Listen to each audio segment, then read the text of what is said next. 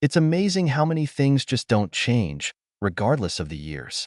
In the 26 years that I've known her, I've never seen Brenda drink anything other than margaritas. Of course, the color, taste, and glasses appeared and disappeared, but the basis of her pleasure was always Margaritaville brand. It's the same with me. Always some kind of beer, the simpler the better. The PBR, Pabst Blue Ribbon, has everything I need. And if I go out to places where red, white, and blue, the colors of beer cans, are turned up, there is always Coors or something domestic to keep me company. Brenda was my biggest achievement in life. At the interview at our first job after graduating from university, her beauty and friendliness attracted everyone's attention, and they showed it. But not me. Why waste my time? I could have spent it somewhere else. However, according to one of the mysteries of life, she sought me out. At first, I brushed her off. Why? In high school and college, I was the butt of jokes from a group of cheerleaders. Oil and water mix better than they do, and nerds like me. So, thanks, but no need. Have a happy life in the fast lane of overtaking. Let your Jocko boys, athletes, monkeys, stupid, rush to your feet foaming at the mouth to take a bite of your little apple. I'm fine. She didn't give up, even after the second phase of my everything is too good to be true skepticism, which we all know. However, after a while, when it became clear that this was not a joke, I accepted her invitation to a housewarming party when she was moving into a new apartment. Let her see the nerd up close and in person, so that she can get rid of the craving for pity, and we can both go our separate ways. By the third invitation, my befuddled brain suspected that maybe, just maybe, the queen really wanted to talk to me. So I decided to take a chance, and after that I answered the invitation. To give her enough time to see if she has something better to do before making a decision, I invited her to dinner 2 weeks later, on Friday. She immediately agreed, without any games. That caught my attention. I couldn't believe her calendar was free. She had to do something, or someone else had to give in for the sake of the little old me. That's how my education and re-education began. Bren's personality matched her million-dollar appearance.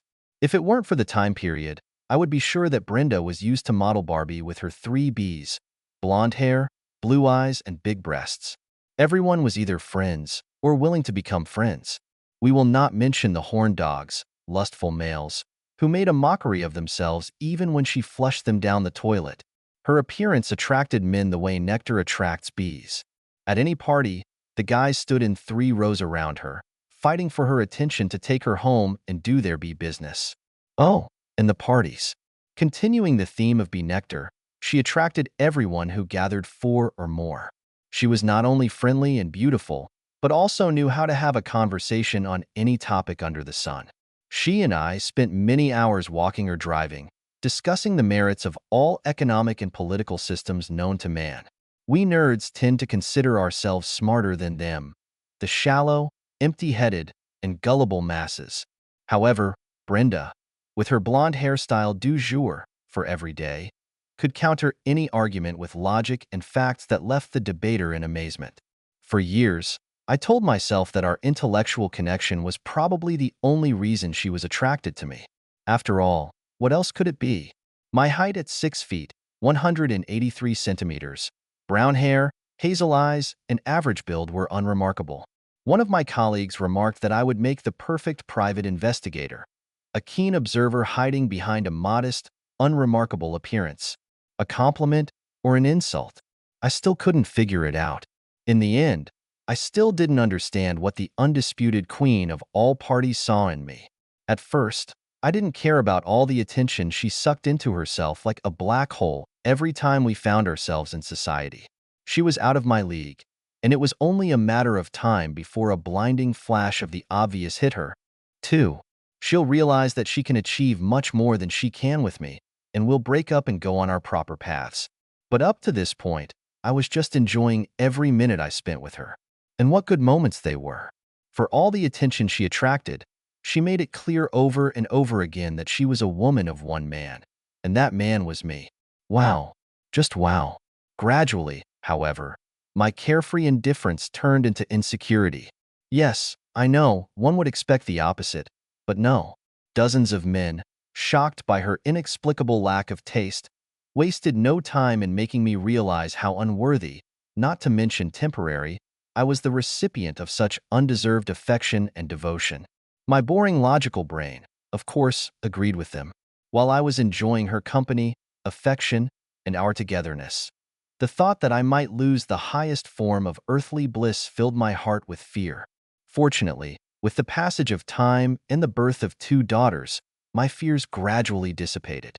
Actions speak louder than words, and her face, lit up with unfeigned joy at the sight of me at the end of every day, eventually led me to accept the implausible. The most beautiful woman in the world, inside and out, loved me and only me. PBR, physically correct visualization, and all that. Our girls have completed the idol. How perfect can life be? Beautiful, smart, and athletic. Both received athletic scholarships to renowned universities, Tanya in volleyball and Michelle in softball. After graduating from university, Tanya found a good job and a future husband in Minneapolis, and Shelley, still in her freshman year at the University of Wisconsin, dreamed of a master's degree in nursing. After dropping Michelle off in Madison, Wisconsin, for the first time, I invited Bryn to dinner. Surprise, I said when the waiter brought the required Rita and beer. I have spread out brochures with routes through the Porcupine Mountains facing Lake Superior. We started our married life with an empty nest and wonderful adventures. I raised my glass to toast. Guess what? We're empty nests again, and I'm looking forward to making a new nest with the most amazing woman on earth. Do you want to join me? Smiling broadly, she raised her salty-rimmed glass, and we clinked glasses. Of course. Where are we going? Do you remember when we talked about finding unique routes away from the beaten paths? Someone told me about the escarpment trail, and I thought it was a good place to start a new phase of our lives. Bryn shook her head and smiled again. You never cease to amaze me with your foresight, Nelson. It sounds amazing, so tell me in more detail. The scenario of our idyllic life envisaged that we spend time with each other, go on adventures, and enjoy our hobbies. If only. 3 months later, Bryn began to get noticeably nervous. Dinner parties and social clubs kept her busy in the evenings, but the absence of children left a void in her days. Initially, we met while working at the same company, a financial services giant. She worked in the marketing department, and I worked as an exchange analyst. With Tanya's arrival, Brenda acted like a Midwestern mother and devoted herself to motherhood full-time. Undoubtedly, this has become one of the main reasons that our daughters have grown up so good. But that time came and went, and as our youngest graduation approached, Brenda's feet itched to return to the corporate world with a real job. After she left our company to become the best mom in the world, I continued to work in analytics. In a brokerage or investment bank, analysts are engaged in looking for reasons why clients should invest in certain stocks that the firm wants to promote. Brokers or traders want to receive only good news so that the stock price rises. Any analyst who dared to say something bad about stocks was either fired or sent to some dead-end job. You guessed it. My tediousness forced me to look under the surface of any company I researched. The more I dug, the less popular I became. Respected, of course, but still unpopular, which means undervalued and underpaid. When the last century was coming to an end, our firm decided that millions could be earned on the shares of one particular energy company, and several analysts were involved in looking for any opportunities to further increase its price. The fact that I had an accounting degree made my hair stand on end. This company was a complete fraud, truly a king without a wardrobe. Unsurprisingly, Negativity Nelson was the only one voicing warnings. Everyone, starting with the Wall Street Journal, extolled the geniuses running this golden fountain. Midas didn't have anything close to their management team. At one of the crucial meetings, I sighed, outlined my conclusions, and warned against promoting these actions. There should have been ice in the atmosphere. When we left, I went back to my desk and updated my resume. There was no way I could be out of work on Monday. I had no idea that the junior vice president, Bradley Stevens, had walked out of the meeting and taken a big short position on stocks. Contrary to the majority opinion, his strategy would only have made a profit if the stock had fallen. It's been a few weeks, but that's exactly what happened. Someone else, or several others, saw what I saw, and a huge scandal broke out in the press. Many people have lost millions, both on Wall Street and in our company. Heads rolled. Bradley Stevens, on the other hand, came out smelling like a rose.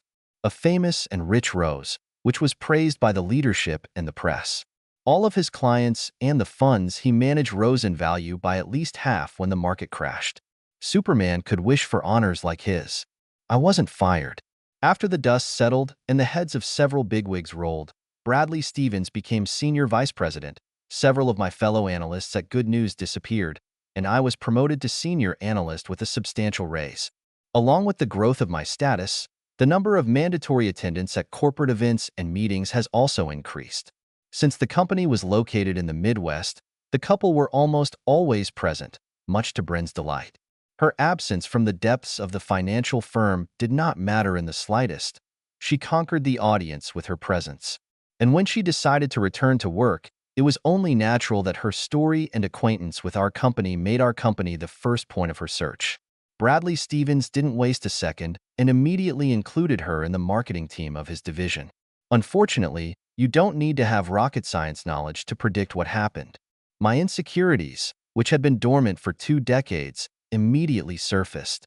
Mr. Stevens may have had a hand in my rebirth at our firm, but he was not a paragon of virtue.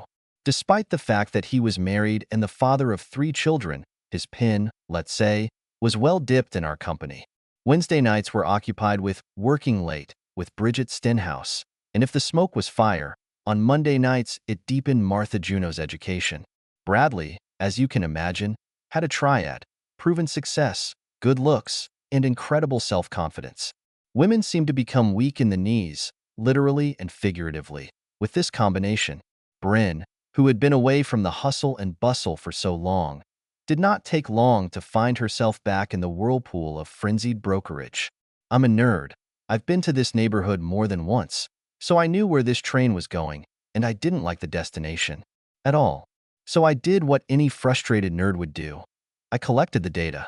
My private investigator informed me that nothing happened today, however, there were rumors that our helpful Mr. Stevens worked late with Bryn last Thursday and planned to repeat the meeting next Thursday.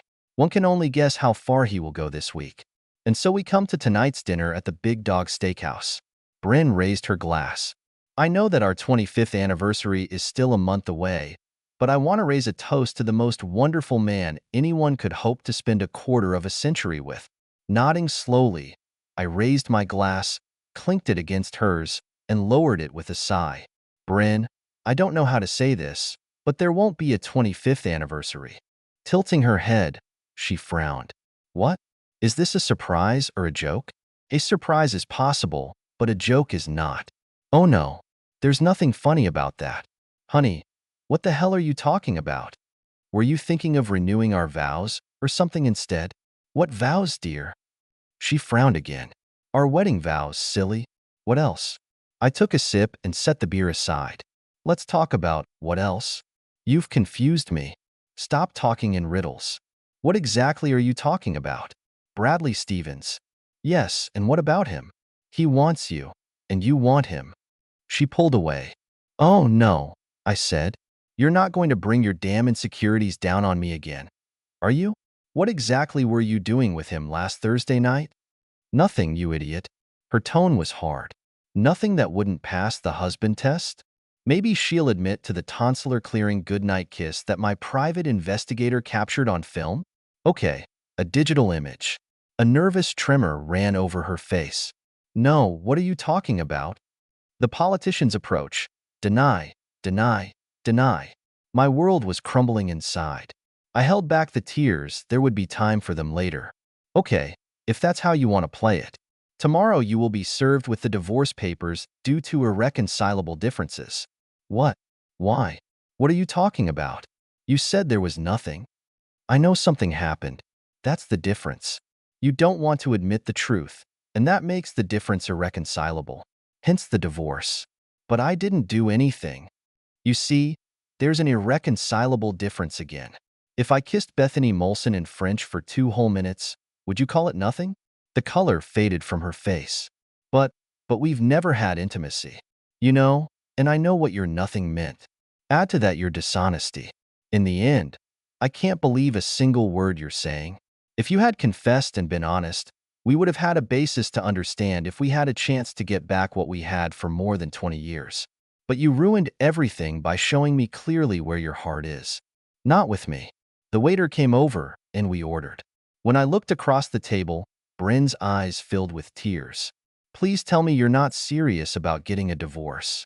I love you, and I don't want to be separated from you at all. Last Thursday, you broke up with me, and on purpose, not by accident. See, you're lying again and planning to break up with me tomorrow night. I admit that I'm a bore, but I'm not an idiot, and I'm not going to sit at home and wonder how far you're going to let your new heartthrob go tomorrow night in your new skirt that you bought especially for him. She raised her hand to her mouth. Do you know about this? That's not the worst of it, Bryn.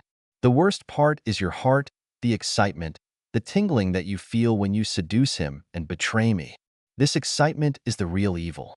If you had any decency, you would have come to me and told me that you wanted to be with him. It would hurt me, but I would respect your wishes and not stand in the way of your happiness. Fortunately, I found out about this in time, so I can give you a divorce and let you be free to enjoy your Mr. Stevens however you wish. Only now I'm devastated that after 26 years of marriage, you showed such disrespect to me and did it behind my back. Don't you know what kind of snake he is? He's bragging about how he got into your panties. This is his third conquest in a year, and we're not even halfway there yet. Taking a deep breath, Bryn brought her hand to her mouth. No, it can't be true. He would never do that. Fortunately, I had just swallowed my last sip. Otherwise, I would have splashed it on the table, bursting into laughter. Oh, it's just a classic. Classic. She's known and loved me for 26 years, but she's accusing me of lying. After she lied. And now he insists that the serial fraudster is the most truthful. Lowering my voice, I asked, have you noticed that last week and this week your meetings with him were scheduled only for Thursday? No? Ask him what he does on Wednesdays. Oh wait, he's a liar too. Why don't you ask Bridget Stenhouse? She leaned back in her chair, eyes wide. No, you're just trying to make fun of me. I smiled and shrugged my shoulders. Okay, whatever. You'll be served tomorrow anyway, before you move on with your new bucket of slime tomorrow night. You can ask Bridget tomorrow and see how honest she is. If you can find Martha Juno, ask her what she does on Monday nights. After finishing her margarita, Bryn caught the attention of our waiter and pointed to her empty glass. How do you know all this? Are you following me or following me? Yes. You should know me by now. Research is the key to making all-important decisions. When you were ecstatically looking at your new heartthrob, I had to find out if it was my imagination, my insecurities, as you call them, or if you really switched your affections to Nelson. No. I only love you. Just you. And I'll never love anyone else. You have to believe me. After you just lied to me? The waiter placed the plates in front of us in icy silence. So, to answer your question, wife, yes, I spent good money for a private investigator to find out what you were doing and saying. I have recordings of conversations between the seducer Stevens and the traitor Brenda, so that I can not only hear what you say, but also hear your version when I confront you. What about my privacy? Oh, how funny. When your lies bite you in the ass, are you playing the privacy card? For more than 2 decades, we had no secrets from each other. The fact that you need privacy after all these years tells me everything I need to know. That's why you'll be served. I just wanted to warn you, not shock you like you shocked me with your cheating. Oh, stop it. I've never betrayed you. I've never cheated on you with anyone. I just kissed him goodnight, that's all. Come to your senses. That's exactly what I'm doing. I'm coming to my senses, getting divorced from your cheating ass. To save you the embarrassment, you'll be served at home around 6:30 a.m. before you leave for work and a date tomorrow. I'll leave tomorrow while you're at work and keep Stevie Boy company. I will resign tomorrow and leave quietly. What? You're not going to do any of this. Are you crazy? I've never, ever cheated on you, and I'm not going to now. Yeah. Did you notice that last week you worked late with him on Thursday and, oh look, this week it's just going to happen on Thursday again? Do you think I didn't notice how you dressed last Thursday? I bet you'll be the same this week, maybe a little more attractive. I see your eyes when you talk about him, with him, and when you leave his office. I pursed my lips. You used to look like that when you saw me. Now it's gone. You have no idea how deeply it hurts me, to the depths of my soul. In the old songs, it was called the stars in her eyes. You're so immersed in your fascination with him that you don't notice what everyone else is already seeing. How do you not notice the smirk on his face when he looks at me? He knows he's in your panties. It's only a matter of days. Men perceive it as a competition, and he knows that he has won. To me, you're everything, but to him, you're just another notch on his bedpost. It's over. There's only screaming and penetration left. An expression of anger appeared on her face. I will not tolerate being accused of being a cheap woman of easy virtue, and he is a womanizer. Of course not. Have you noticed that my wife hasn't thought for a second about how hurt I am, how disappointed and devastated I am, and that she only cares about her lover? She gasped. No, that's not true. For no reason at all. You accused me of having an affair with the person responsible for your promotion and position in the company, who, wah. I raised my hand. Let's slow down a bit and consider some facts. His rise was due to my analysis, not the other way around. His mind just paid attention to what I said, and his promotion only happened when his colleagues ignored me, making him look smart unlike them. He got me promoted simply to ensure that he had closer access to what I was reporting in order to maintain his advantage over his colleagues. So let's just be more relaxed about his self-promotion, okay? And while we're at it, let's pay attention to the fact that my wife, with whom I've lived for almost 25 years, is once again protecting only her new boyfriend, not her husband. This arrow hit its target exactly. She clearly didn't see how much benefit I had brought to her department and the boss she was so in love with. We finished our meal in silence. After the waiter cleared the table, I said, Bryn, you're a wonderful woman. You're even more beautiful than when we met, smart as a whistle, and everyone eats out of your hands. I've told you from the beginning that you're not in my league. You have very generously done everything possible to let me and all the other guys know that your heart belongs only to me. Now it's gone from your voice and from your eyes. That look, that voice, is now directed at Bradley, your new heartthrob. It hurts like hell to see this, so I take myself out of the equation.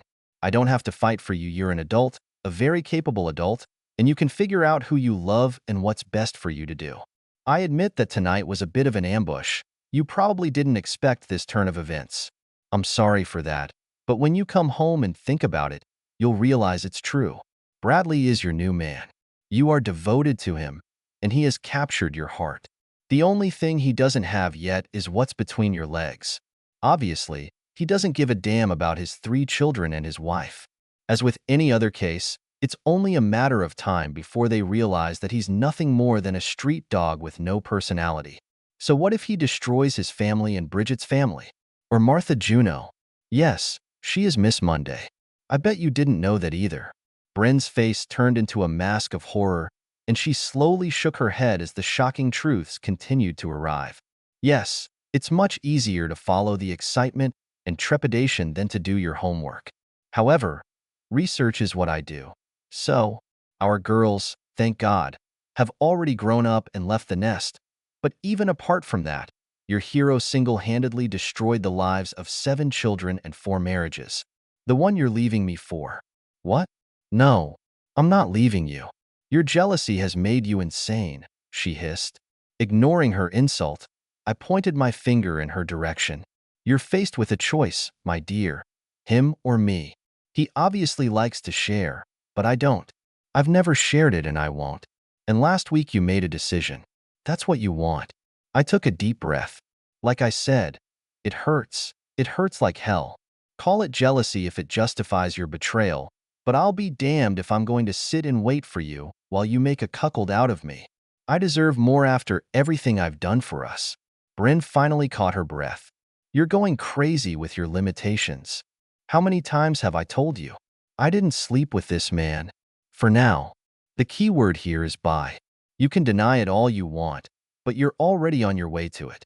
Do you remember what happened 2 days ago? What happened? I invited you to have dinner with me on Thursday night. You refused, right away, without hesitation. I asked why, and you said you had a meeting with Bradley. You couldn't name any specific plans, just a vague, I have to meet him. When I asked you to reschedule it for tonight, you replied that no, I should reschedule my date with you.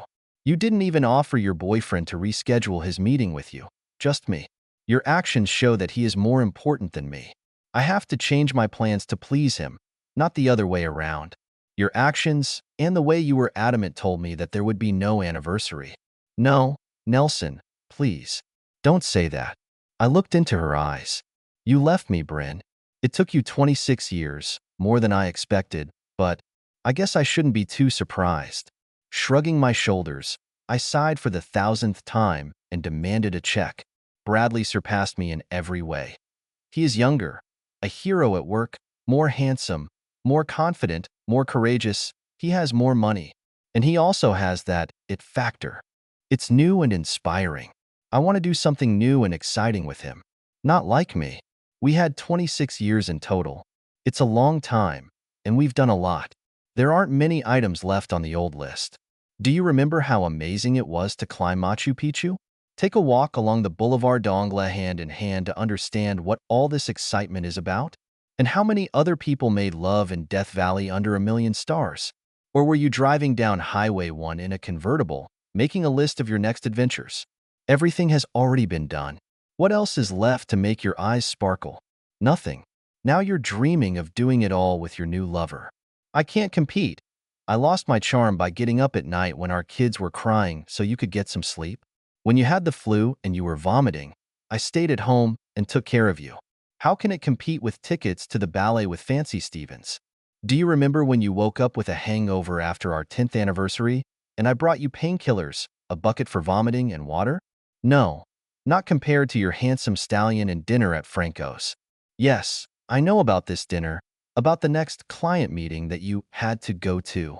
I also probably didn't look particularly pretty, covered in blood splatters, when I held your hand during the birth of our girls. You scolded me both times, but I bit my lip and endured because I knew what kind of love was hidden behind the pain, a love that was gone, passed on to someone new and exciting. Now everything is different. This time, you're not scolding me with words. No, it's your face, glowing with new love. So what if he didn't do anything significant? So what if he's not ready for commitment, cheats on his wife, and then cheats on his cheating partner? He's handsome, isn't he? Smooth. The novelty, the future. Well, at least for the next month or two. How can a 24-year marriage, like old slippers, compete with new stilettos?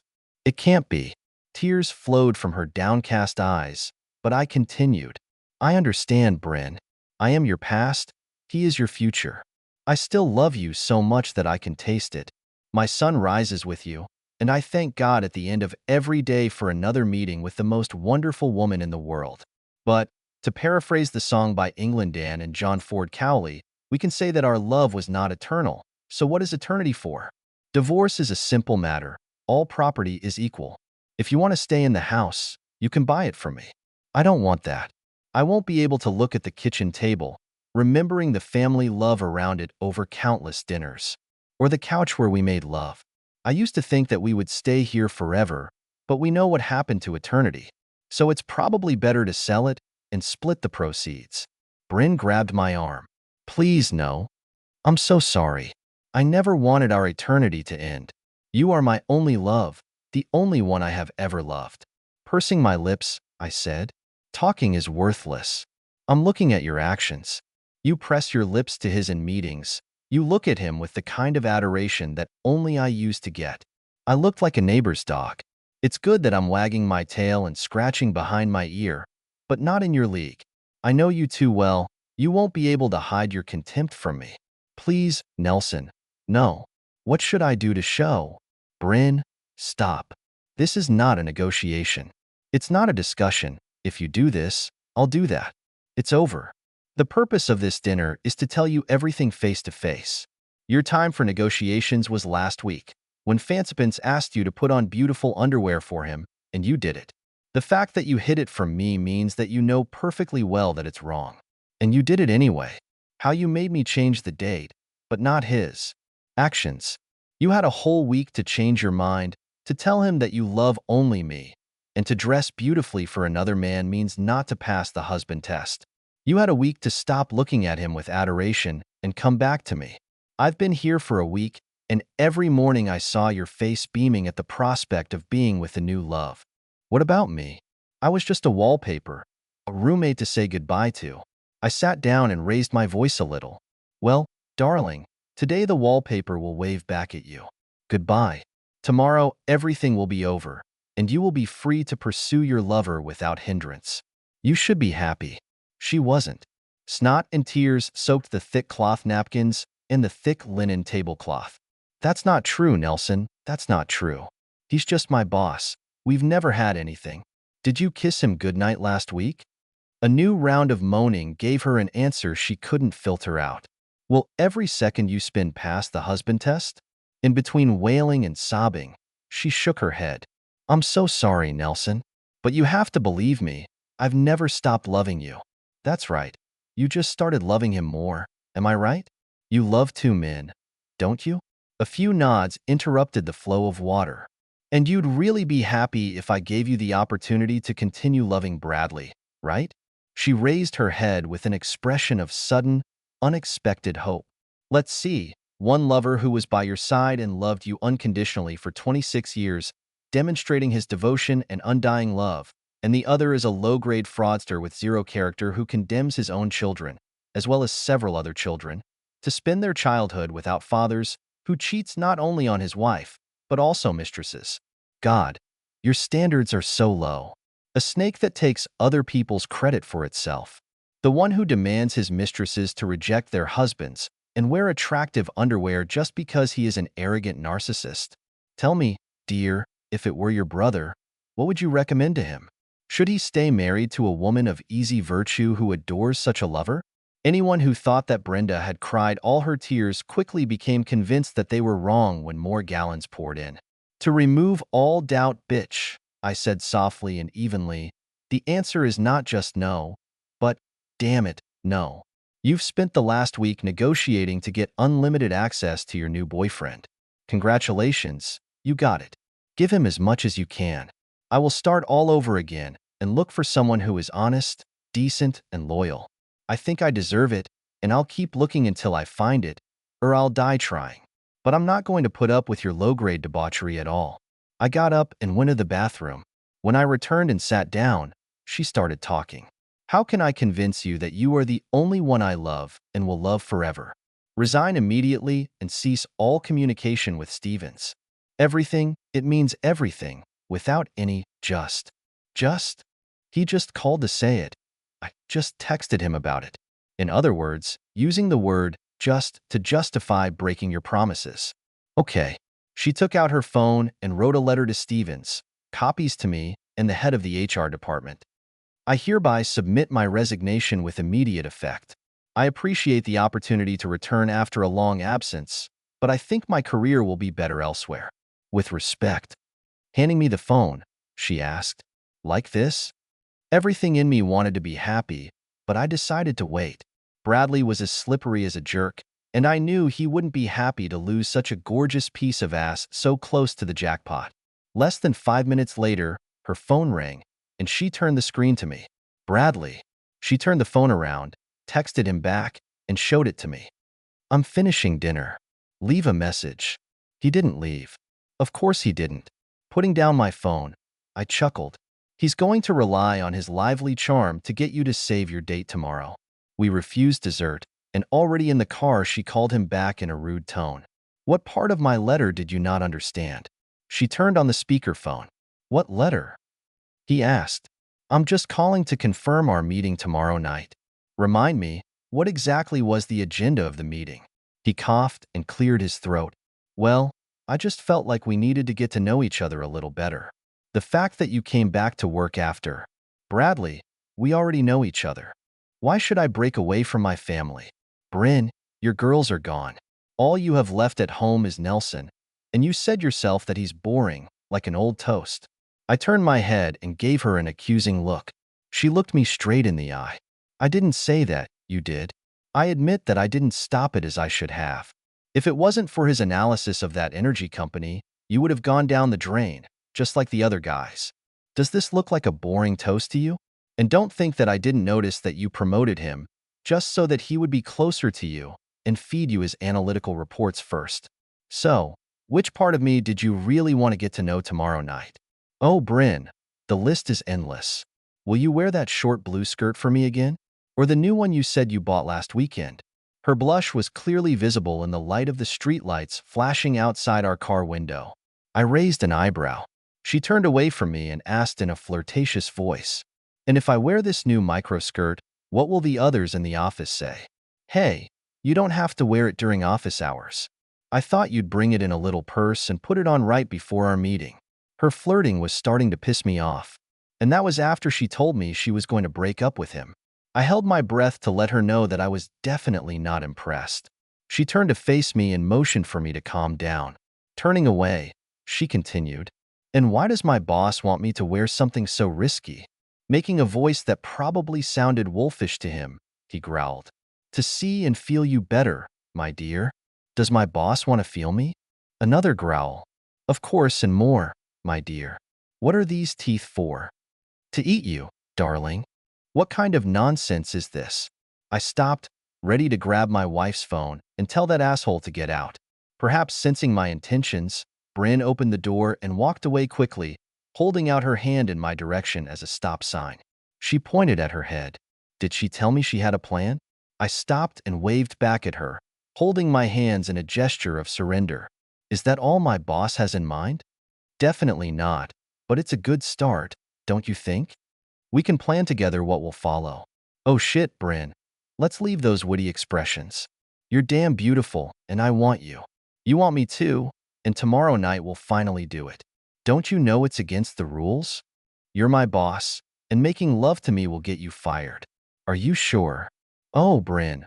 What's the difference? No one will know. Stop talking nonsense. No, I don't think I should meet you tomorrow night. Listen, if you don't come tomorrow night, I'll send Nelson pictures of what we did last week. What? Did you take a picture of me without my permission? And you're blackmailing me? Yes, so what? We are not going to use them in court. Do you think Nelson will refuse to look at them because you didn't give permission? So are you coming tomorrow or not? What time? 8 o'clock. We should be alone by then. What about your wife and children? I'm the breadwinner. They are grateful for what they receive. Then tomorrow at 8. I was ready to explode. What was all this flirting about? I shouted. I thought you agreed not to have any more contact with that snake? After she pressed a few buttons on her phone, Bradley's voice came from the speaker. She grinned. I recorded the whole conversation. Tomorrow he will be charged with harassment. Tomorrow, our HR director will ask me why I'm quitting so abruptly and ask how much I want to avoid filing a public lawsuit against them. To avoid publicity and lawsuits, our employers settled the case for a reasonable but not exorbitant amount. With this amount, we bought a cabin by the sea in Belize, where we could spend more and more time as we approached retirement. Bradley Stevens was fired the next day without any recommendations. I was offered the position of vice president, but I declined. It's much better to have less stress and more time to update our wish list. The most beautiful woman on the planet still shares a toothbrush holder with me. And every morning I shake my head, rejoicing at my good fortune.